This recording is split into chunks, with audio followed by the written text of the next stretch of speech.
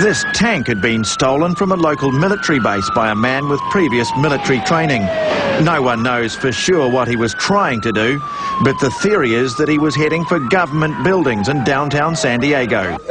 The scary part was that it was obvious that the suspect was familiar with the tank.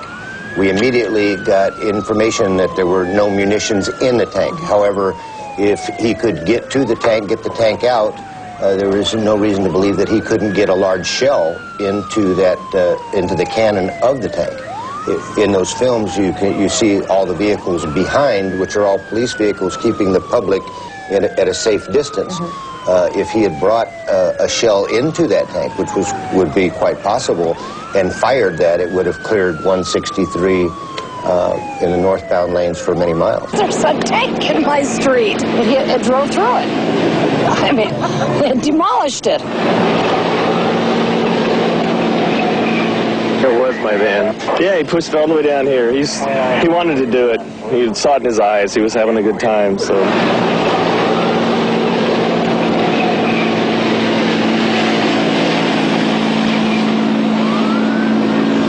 How could anybody just walk into an armory and steal a tank? When he got to the tank, it appears that he took some pry bars and broke some of the locks on 2 other tanks before he got to this one.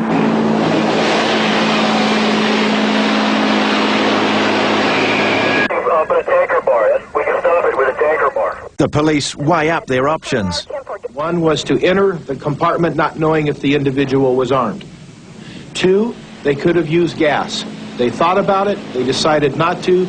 Gas would cause the driver to possibly be debilitated and go out of control. And 3, if the officers had entered the compartment when it was gassed, they would be debilitated.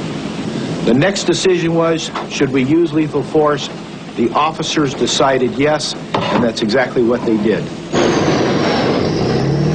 The officer somehow got the hatch open and ordered the driver to stop. They were afraid that he would get the tank off the barrier at any moment. He resisted and was shot dead.